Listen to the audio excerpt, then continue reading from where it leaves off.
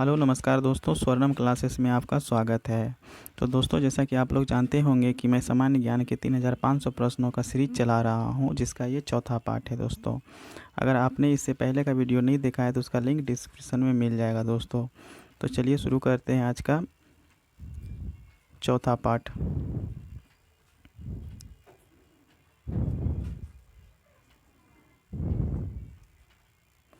भारतीय विज्ञान संस्थान कहाँ पर स्थित है?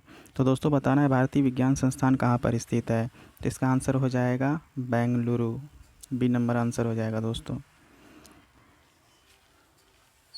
जिस प्रकार दोस्तों भारतीय विज्ञान संस्थान जो है बेंगलुरु में है, उसी प्रकार रमन अनुसंधान संस्थान बेंगलुरु में ही है, भारतीय खगोल संस्थान बेंगलुरु में ही है, और भारतीय दलहन शोध संस्थान कानपुर में है, और भारतीय चीनी तकनीक संस्थान ये भी कानपुर में ही। दोस्तों, तो भारतीय भू चुंबकीय संस्थान मुंबई में है, और केंद्रीय चमड़ा अनुसंधान चेन्नई में है। तो इन्हें याद रखिएगा। दोस्तों, चलिए देखते हैं नेक्स्ट क्वेश्चन को। निम्नलिखित में से कौन सा खेल ओलंपिक खेल से हटा दिया गया है? तो बताना है दोस्तों कौन सा खेल को ओलंपिक से हटा दिया गया है। तो उसका आंसर हो जाएगा बेसबॉल। सी नंबर आंसर हो जाएगा। दोस्तों, और ये बेसबॉल जो है दोस्तों आधुनिक ओलंपिक खेल से हटा दिया गया है। तो आधुनिक ओलंपिक खेल की जो शुरुआत है दोस्तों वो 1896 ईस्वी से एथेंस में हुआ था। एथेंस में। और ये ओलंपिक खेल की देखरेख अंतर्राष्ट्रीय ओलंपिक समिति करती है दोस्तों, जिसकी स्थापना 1894 में हुई है। तो इन्हें भी याद रखिएगा। अंतर्राष्ट्रीय ओलंपिक समिति का जो स्थापना है 1894 है। इसका मुख्यालय लुसाने स्विट्ज़रलैंड में है। दोस्तों, वर्ष 2016 में Olympic Rio de Janeiro Brazil में हुआ था। तो इन्हें भी याद रखिएगा। चलिए देखते हैं नेक्स्ट क्वेश्चन को। कंप्यूटर के संदर्भ में लैन का क्या तात्पर्य है? तो बताना है दोस्तों कंप्यूटर के संदर्भ में लैन का क्या तात्पर्य है। तो इसका आंसर हो जाएगा बी, लोकल एरिया नेटवर्क। तो इन्हें याद रखिएगा। Man, metropolitan area network. उसी प्रकार वैन जो है वाइड एरिया नेटवर्क है, NICNET, national information centre network. उसी प्रकार जो है VDU, विजुअल डिस्प्ले यूनिट, और VLSI, very large scale integration. तो इन्हें भी याद रखिएगा दोस्तों, ये भी परीक्षा के लिए इम्पोर्टेंट है। चलिए देखते हैं नेक्स्ट क्वेश्चन को। वर्तमान में हमारे द्वारा उपयोग किए जाने वाले रासायनिक प्रतीकों की उपयोग विधि किसने तैयार की थी? तो इसका आंसर हो जाएगा बर्जिलियस। सी नंबर आंसर हो जाएगा। दोस्तों, इन्हें याद रखिएगा। और ये जो जॉन डाल्टन है दोस्तों, इन्होंने परमाणु की खोज की थी 1808 में। और ये जो लुई पास्चर है दोस्तों, इन्होंने रेबीज का टीका और दूध के पॉस्चुराइजेशन की खोज की थी। तो इन्हें भी याद रखिएगा। और विषाणु की खोज जो है इवान विस्की ने किया हुआ था। ये पिछले वीडियो में भी मैंने बताया है आपको। तो चलिए देखते हैं नेक्स्ट क्वेश्चन को। पृथ्वी का जल चक्र किसके द्वारा संचालित होता है? तो दोस्तों पृथ्वी का जो जल चक्र है उस सूर्य के द्वारा संचालित होता है। तो सी नंबर आंसर हो जाएगा। ये जो पृथ्वी है दोस्तों, इस सूर्य की परिक्रमा करने में 365 दिन 5 घंटे और 46 सेकंड लगाते हैं। और पृथ्वी पर जो ऋतु परिवर्तन होता है इसकी अक्ष पर झुके होने के कारण होता है। तो इन्हें भी याद रखिएगा, ये भी एग्जाम के लिए बहुत इंपॉर्टेंट है। चलिए देखते हैं नेक्स्ट क्वेश्चन को। ONGC का मुख्यालय कहाँ स्थित है? तो बताना है दोस्तों ONGC का मुख्यालय कहाँ स्थित है। तो इसका मुख्यालय देहरादून में है। डी नंबर आंसर हो जाएगा। और ये ONGC है क्या दोस्तों? Oil and natural gas corporation. तो इन्हें याद रखिएगा। भेल, BHEL, भेल भारत हैवी इलेक्ट्रिकल्स लिमिटेड। और इसका मुख्यालय जो है दोस्तों न्यू दिल्ली में है। तो इन्हें भी याद रखिएगा। और एक होता है CIL, कोल इंडिया लिमिटेड, इसका मुख्यालय कोलकाता में है। तो इन्हें भी याद रखिएगा दोस्तों। चलिए देखते हैं नेक्स्ट क्वेश्चन को। रॉबर्ट गालब्रेथ को बेहतर तरीके से किस नाम से जानते हैं? तो रॉबर्ट गालब्रेथ जो है दोस्तों, इसको बेहतर तरीके से हम लोग जेके रोलिंग के नाम से जानते हैं। तो इसका आंसर हो जाएगा डी। तो इन्हें याद रखिएगा। चलिए देखते हैं नेक्स्ट क्वेश्चन को। थॉमस कप किस खेल से जुड़ा हुआ है? तो दोस्तों ये सब जो है क्वेश्चन जो है वेरी वेरी इंपॉर्टेंट है। ये सब कई एग्ज़ाम में पूछे गए हैं कई बार, तो बार बार रिपीट होते हैं, तो इन्हें ध्यान से याद रखिएगा। तो थॉमस कप किस खेल से जुड़ा हुआ है? तो बैडमिंटन से जुड़ा हुआ है। तो इन्हें याद रखिएगा, बी नंबर आंसर होगा।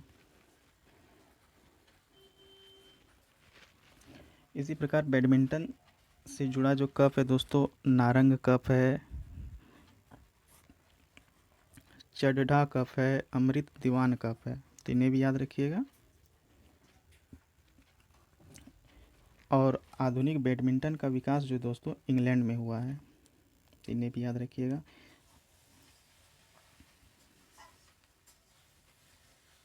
और इसका सर्वोच्च संस्था इंटरनेशनल बैडमिंटन फेडरेशन है। बेटन कप, बेगम रसूल ट्रॉफी हॉकी से संबंधित है दोस्तों। हॉकी से कौन कौन सा संबंधित है? बेटन कप, बेगम रसूल ट्रॉफी। तो इन्हें भी याद रखिएगा। बर्ना बेलेक कप टेबल टेनिस से है, बर्ना बेलेक। तो इन्हें भी याद रखिएगा। चलिए देखते हैं नेक्स्ट क्वेश्चन को। सूर्य की ऊर्जा किस माध्यम से उत्पन्न होती है? तो बताना है दोस्तों, सूर्य की ऊर्जा जो है किस माध्यम से उत्पन्न होती है? तो इसका आंसर हो जाएगा ए, परमाणु संलयन, न्यूक्लियर फिशन। तो इन्हें याद रखिएगा। सौरमंडल का प्रधान जो होता है दोस्तों वो सूर्य है। तो क्या है? सूर्य है। और ये सूर्य की जो उम्र है दोस्तों 5 बिलियन है। इन्हें भी याद रखिएगा। और सूर्य के द्वारा ऊर्जा देते रहने का जो समय है 10⁻11 वर्ष है, जो कि काफ़ी होती है दोस्तों। सूर्य का व्यास जो है दोस्तों 13,92,000 किलोमीटर है। इन्हें भी याद रखिएगा। चलिए देखते हैं नेक्स्ट क्वेश्चन को। निम्नलिखित में से कौन सा शहर वास्तुकला की दृष्टि से नियोजित शहर है? तो बताना है दोस्तों, वास्तुकला की दृष्टि से नियोजित शहर कौन सा है? तो चंडीगढ़ है। तो इन्हें याद रखिएगा, डी नंबर। चलिए देखते हैं नेक्स्ट क्वेश्चन को। सबसे बड़ा स्तनपायी कौन सा है? तो बताना है सबसे बड़ा स्तनपायी कौन सा है? तो ये ब्लू व्हेल है दोस्तों, सी नंबर आंसर हो जाएगा। और ये स्तनधारी में जो है दोस्तों सबसे अधिक तापमान वाले रक्त जो होते हैं वो बकरी के होते हैं, जिसका कि औसत तापमान 39 डिग्री सी होता है। तो इन्हें याद रखिएगा। चलिए देखते हैं नेक्स्ट क्वेश्चन को। शब्द विषुव इक्विनॉक्स संदर्भित है? तो बताना है दोस्तों, शब्द विषुव जो है किसे संदर्भित है? तो इसका आंसर हो जाएगा दिन और रात एक समान अवधि के होते हैं। तो इन्हें याद रखिएगा। चलिए देखते हैं नेक्स्ट क्वेश्चन को।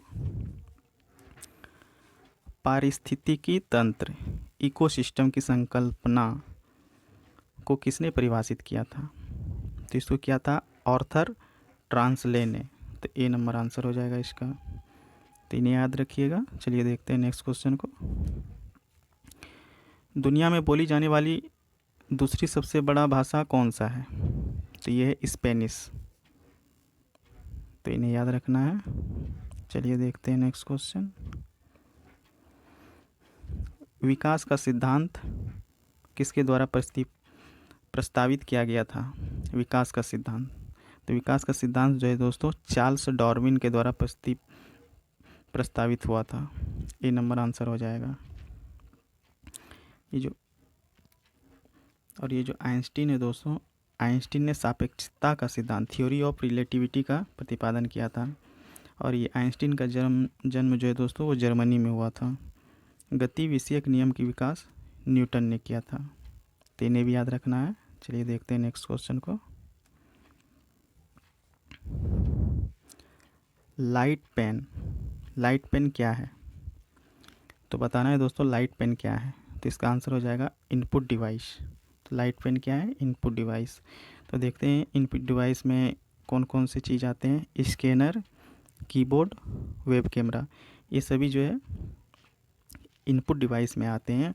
और आउटपुट डिवाइस में मॉनिटर, स्पीकर और प्रिंटर आते हैं। तो इन्हें भी याद रखिएगा। चलिए देखते हैं नेक्स्ट क्वेश्चन को।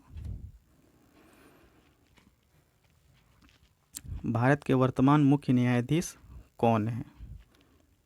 तो बताना है दोस्तों भारत के वर्तमान मुख्य न्यायाधीश कौन है।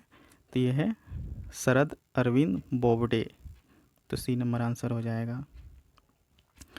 और ये शरद अरविंद बोबडे जो है दोस्तों वो 47वें न्यायाधीश हैं। तो इन्हें भी याद रखिएगा। ये जो एजे केनिया है दोस्तों ये भारत के पहले न्यायाधीश थे।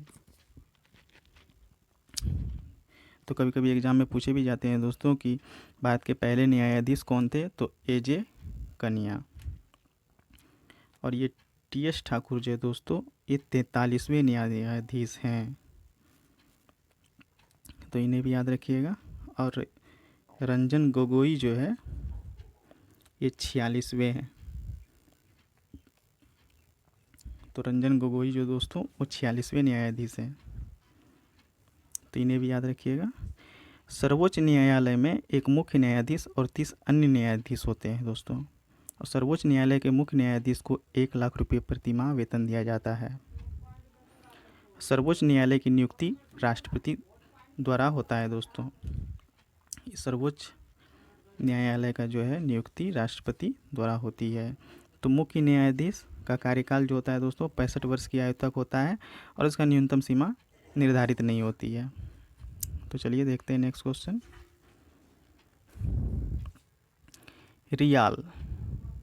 रियाल किस देश की मुद्रा है? तो दोस्तों रियाल जो है ब्राज़ील देश की मुद्रा है। तो इन्हें याद रखिएगा। रियाल कुछ अन्य देशों की भी मुद्रा है दोस्तों जैसे कि ईरान, कतर, ओमान, सऊदी अरब और यमन का। तो इन्हें भी याद रखिएगा। और चीन की मुद्रा क्या है दोस्तों? चीन की मुद्रा युआन है।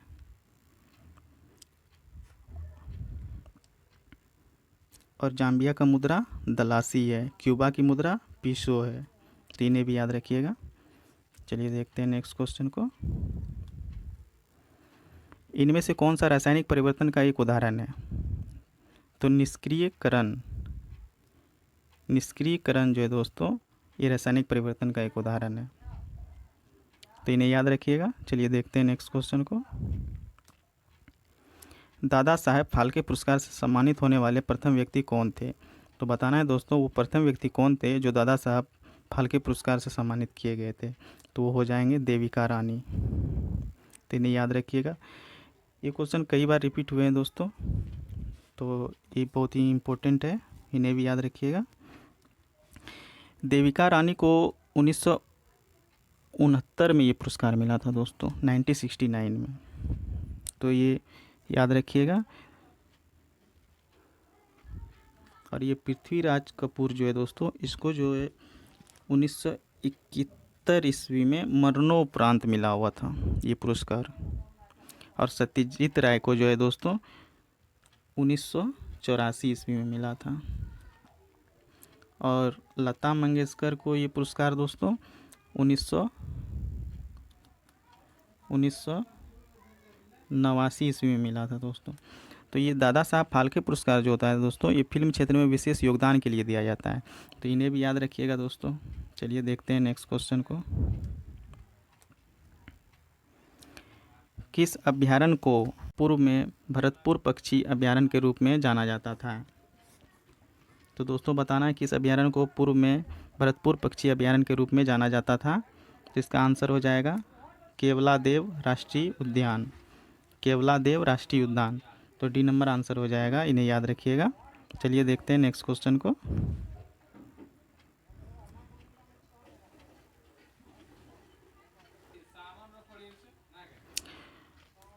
तो चलिए देखते हैं क्वेश्चन को दोस्तों। पौधों का कौन सा हिस्सा पानी और खनिज के परिवहन में सक्षम करता है? तो पौधों का कौन सा हिस्सा पानी और खनिज के परिवहन में सक्षम करता है दोस्तों? तो ये जाइलम है दोस्तों, सी नंबर आंसर हो जाएगा इसका। तो जाइलम पौधों को यांत्रिक दृढ़ता प्रदान करती है दोस्तों। पौधों की आयु की गणना जो है दोस्तों, जाइलम उत्तक के वार्षिक वलय को गिनकर ही की जाती है। और पौधों की आयु के निर्धारण की इस विधि को डेंड्रोकोनोलॉजी कहते हैं, डेंड्रोकोनोलॉजी कहते हैं। तो इन्हें याद रखिएगा। चलिए देखते हैं नेक्स्ट क्वेश्चन को। इनमें से कौन सा एक भारतीय गणितज्ञ है? तो बताना है दोस्तों कि इनमें से भारतीय गणितज्ञ कौन थे? तो इसका आंसर हो जाएगा भास्कर, सी नंबर आंसर हो जाएगा दोस्तों, याद रखिएगा इनको। चलिए देखते हैं नेक्स्ट क्वेश्चन को। मंगलयान कहाँ से लॉन्च किया गया था? तो बताना है दोस्तों मंगलयान कहाँ से लॉन्च किया गया था? तो इसका आंसर हो जाएगा श्रीहरिकोटा, तो बी नंबर आंसर हो जाएगा इसका। तो ये श्रीहरिकोटा कहाँ है पर दोस्तों? तो ये आंध्र प्रदेश में है, तो इन्हें भी याद रखिएगा, आंध्र प्रदेश में है। मंगलयान विश्व अंतरिक्ष में रिकॉर्ड बनाया है दोस्तों, जो पहली बार में सफलता अर्जन किया है। ऐसा करने वाला इसरो प्रथम अंतरिक्ष संगठन है, इन्हें भी याद रखिएगा दोस्तों। और भारत का मंगलयान मिशन जो है सबसे सस्ता है दोस्तों, लगभग 450 करोड़ रुपए की है ये। और मंगलयान द्वितीय छोड़ने का भी लक्ष्य रखा गया है दोस्तों। श्रीहरिकोटा प्रक्षेपण केंद्र का नाम सतीश धवन अंतरिक्ष केंद्र है दोस्तों, तो इन्हें याद रखना है। भारत चंद्रयान मिशन भी भेज चुका है दोस्तों। चंद्रमा पर पहला मिशन 2 जनवरी 1959 ईस्वी को भेजा गया था। तो दोस्तों चंद्रमा पर पहला मिशन जो है 2 जनवरी 1959 को भेजा गया था, और ये रूस के द्वारा भेजा गया था दोस्तों, बाद में अमेरिका ने भेजा था, तो इन्हें भी याद रखिएगा। चलिए देखते हैं नेक्स्ट क्वेश्चन को। जिमी वेल्स और लैरी सेंगर किससे संबंधित है? तो दोस्तों ये विकिपीडिया से संबंधित है। तो दोस्तों ये विकिपीडिया से संबंधित है, इन्हें याद रखिएगा। विकिपीडिया ने अनेक गुप्त सूचनाओं को प्रकाशित कर विश्व में चर्चित हुआ है दोस्तों। तो चलिए देखते हैं नेक्स्ट क्वेश्चन को। सेशेल्स द्वीप कहाँ पर स्थित है? बताना है दोस्तों सेशेल्स द्वीप कहाँ पर स्थित है? तो ये हिंद महासागर पर स्थित है, तो इन्हें याद रखिएगा। चलिए देखते हैं नेक्स्ट क्वेश्चन को। इंटरपोल का मुख्यालय कहाँ स्थित है? तो दोस्तों इंटरपोल का मुख्यालय जो है लियोन में स्थित है, तो इन्हें याद रखिएगा, आंसर सी हो जाएगा। इंटरपोल अंतर्राष्ट्रीय स्तर पर पुलिस व्यवस्था है दोस्तों, और ये रेड कॉर्नर सूची के अधीन अपराधी, आतंक आदि को पकड़कर संबंधित देशों को सौंपता है, और उससे संबंधित सूचना भी उपलब्ध कराता है दोस्तों। और कभी कभी ज़रूरत पड़ने पर आवश्यक कार्रवाई भी इंटरपोल ही करता है दोस्तों, तो इनको याद रखिएगा। चलिए देखते हैं नेक्स्ट क्वेश्चन को। कुंचिकल जलप्रपात कहाँ पाया जाता है? तो दोस्तों बताना है कुंचिकल जलप्रपात कहाँ पर पाया जाता है? तो इसका आंसर हो जाएगा कर्नाटक, तो इन्हें याद रखिएगा, बी नंबर आंसर होगा। कागज़ का आविष्कार कहाँ पर हुआ था? तो बताना है दोस्तों कागज़ का आविष्कार कहाँ पर हुआ था? तो ये चीन में हुआ था, तो इन्हें याद रखिएगा। और ये जो कागज़ जो है दोस्तों पेपरस नामक पौधे से तैयार किया जाता है, पेपरस। कागज़ सवाई घास, बांस, मुलायम घास आदि से बनाया जाता है दोस्तों। कागज़ का सबसे अधिक उत्पादन कनाडा में होता है दोस्तों, इन्हें याद रखिएगा। चलिए देखते हैं नेक्स्ट क्वेश्चन को।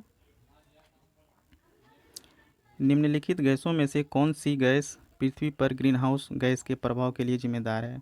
तो दोस्तों बताना है कि कौन सी गैस ग्रीन हाउस प्रभाव के लिए जिम्मेदार है। तो ये हो जाएगा जल वाष्प और कार्बन डाइऑक्साइड, तो ए नंबर आंसर हो जाएगा। तो दोस्तों ये जो CO2 गैस होती है मुख्यतः ग्लोबल वार्मिंग के लिए जिम्मेदार है दोस्तों।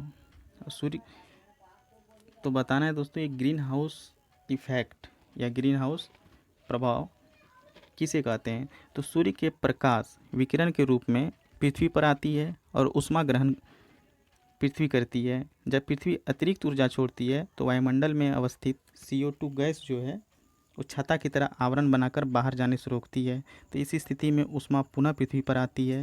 तो इसे ही ग्रीन हाउस इफेक्ट या ग्रीन हाउस प्रभाव कहते हैं दोस्तों। तो इन्हें याद रखिएगा। तो दोस्तों मैं आप लोगों के लिए इसी तरह रोज़ वीडियो लेकर आऊँगा। तो आज का सेशन कैसा लगा आप हमें कमेंट बॉक्स में बताइएगा। और अगर आप हमारे चैनल पर नए हैं तो प्लीज़ मेरे चैनल को सब्सक्राइब कीजिएगा दोस्तों, और बेल आइकॉन को भी दबाइएगा ताकि आपको सबसे पहले मेरे वीडियो का नोटिफिकेशन मिले। तो दोस्तों आज के लिए बस इतना ही। Thanks for watching.